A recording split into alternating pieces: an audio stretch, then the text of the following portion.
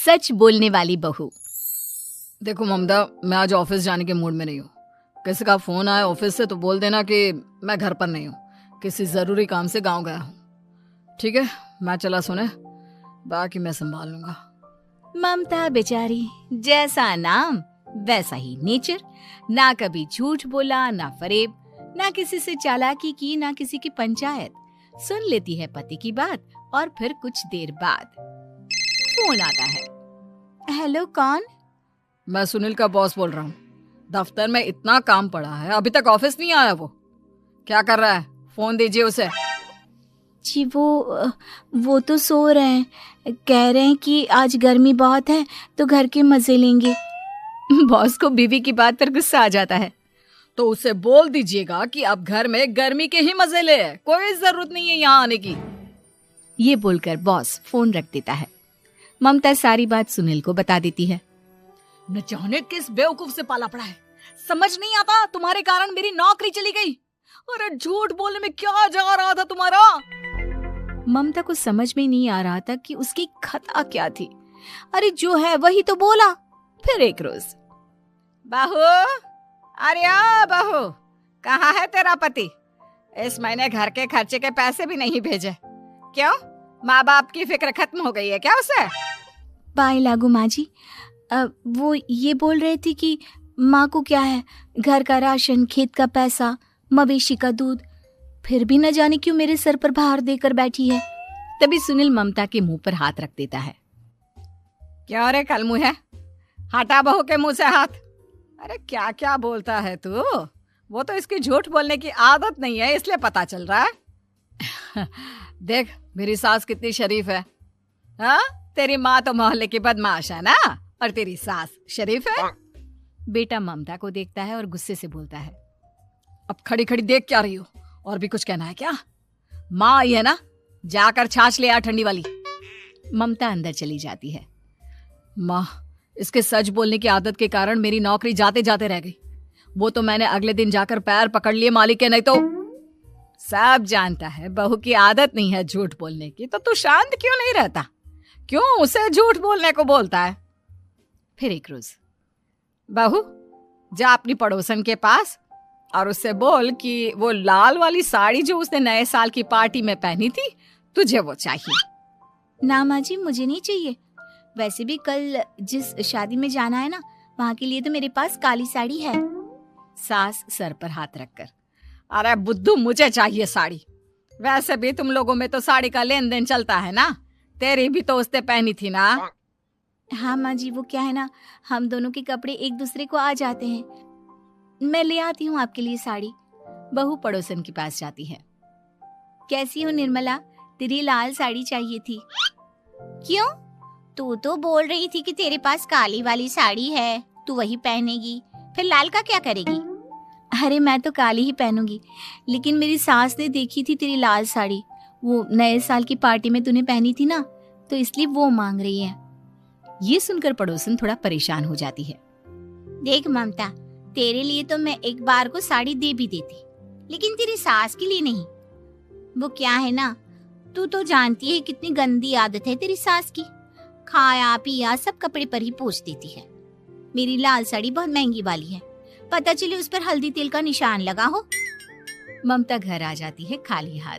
ममता को देखकर, नहीं देना उसका लूटी ने साड़ी।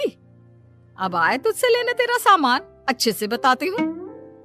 माँ जी वो क्या है ना, मुझे तो वो दे रही थी, लेकिन आपके नाम पर नहीं दी। अरे किसने बोला था मेरा नाम लेने को? बोल देती तुझे पहनना है, लेकिन ना, तू तो ठहरी सच की देवी। न जाने सास क्या सोचती है और हंसने लगती है। अरे माँ, क्या हो गया? क्या सोचकर हंस रही है? याद है जब बहू को देखने गए थे? हाँ बस सही बात है। याद आ गया कैसे मेरी सास बाजार के खाने को बोल रही थी कि ममता ने बनाया है। और बहू ने आकर सब बता दिया कि ये सारा खाना तो बाजार से आया है, वो भी कल्लू हलवाई की दुकान से। ममता दोनों की बात सुन रही थी। हाँ माँ जी, वो कल्लू हलवाई का ही था। मुझे तो आज तक पता नहीं चला कि माँ ने क्यों कहा कि मैंने बनाया है। खैर, मैं तैयार होती हूँ, शादी में जाना है ना। पूरा परिवार शादी में जाता है, जहाँ खाना वाना खाकर सभी बैठे होते हैं कि एक औरत ममता की सास से कहती है, क्या बात है बहन जी, मेरी आपकी बात हुई थी तो आप तो बोल रही थी कि लाल साड़ी पहनने वाली हैं, तो मैंने ये काली पहन ली। पता होता कि आप लाल नहीं पहन रही हैं तो मैं ही अपनी लाल पहनाती। अच्छा जी, तो इसलिए पूछा जा रहा था। अरे इतनी साड़ियां हैं कि क्या बताऊं। मैंने सोचा तो था, पर ये सामने दिख गई तो यही पहन लिया। अच्छा, मेरी तो तैयारी काफी दिन से चल रही थी, फिर भी आज ऐसा लग रहा है कि ठीक से तैयार नहीं हुई मैं। तभी आ जाती है हमारी सच्ची बहू, ममता बहू। आंटी जी, वो क्या है ना, पड़ोसन की लाल साड़ी माँ जी को पहननी थी, लेकिन आप तो जानती है माँ जी की आदत, सारा खाया पिया कपड़ों पर ही पोंछ देती है, तो उसने साड़ी देने से ना ऐन वक्त पर मना कर दिया, तो अब इन्होंने ना मेरी साड़ी पहनी है। औरत ममता की सास को घूरती है, अरे मांग कर ही साड़ी पहननी थी क्या? हम जैसे तो खुद की ही साड़ी पहनते हैं, चलो चलते हैं। सास का गुस्सा अब ममता पर फूट पड़ता है। अरे क्या जरूरत थी ये बात सबसे कहने की? अरे घर की इज्जत का कोई ख्याल है कि नहीं तुझे? हाँ, मैंने क्या बोल दिया माँ जी? मुझे क्यों डांट रही है? मेरी गलती क्या है? ममता को रोता देख सुनील आ जाता है। अरे माँ, क्या हो गया? पता है ना शादी का माहौल है। सास सारी बात बेटे को बता देती है। देख रहा है तेरी बहू का हाल। अरे इस लड़की को तो ये भी नहीं पता कि कब कहाँ क्या कैसे बोलना है। अरे लेकर जा इसे यहाँ से। सभी घर आ जाते हैं।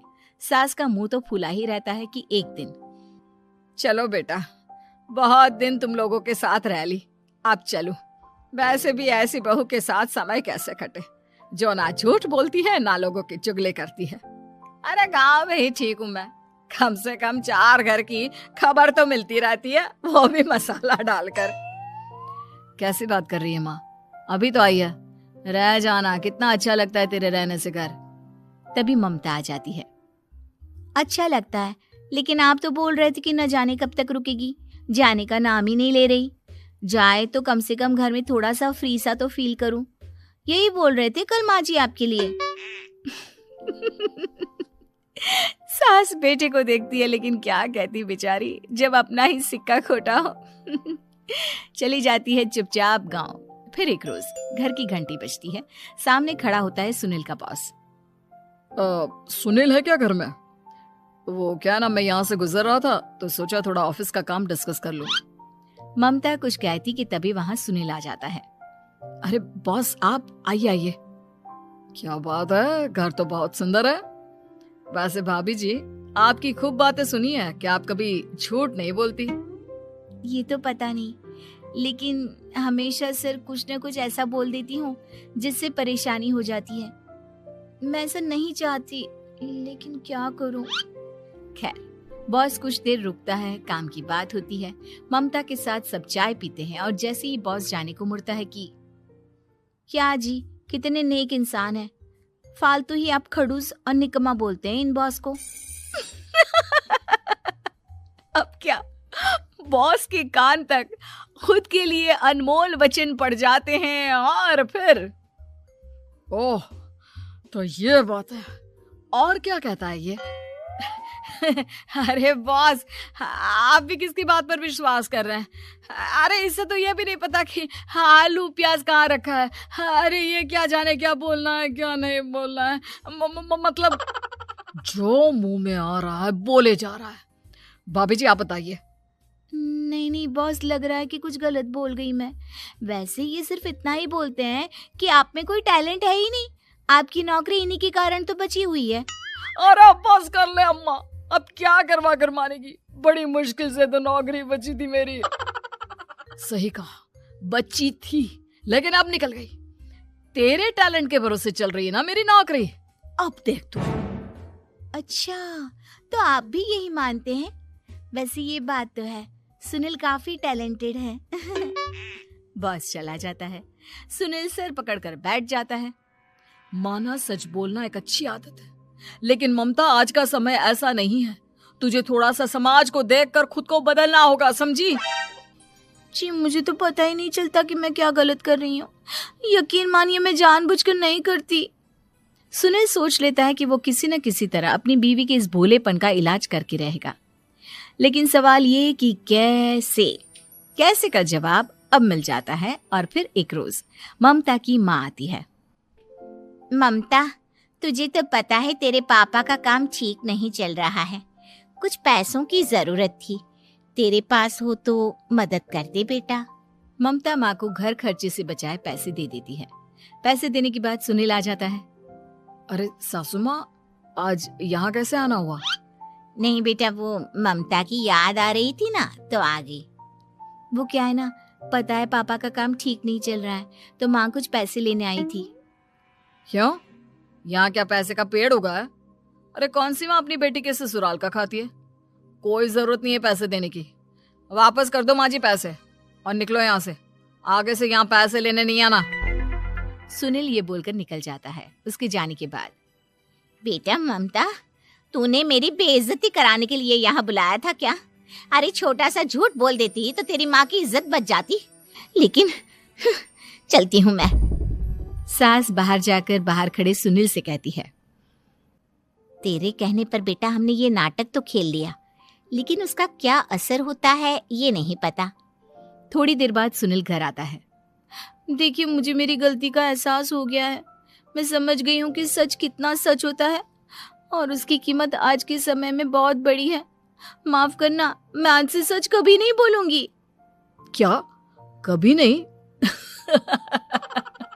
फिर क्या, दोनों मियाँ बीवी खुश रहने लगते हैं, क्योंकि बीवी को थोड़ी सी झूठ की आदत हो जाती है।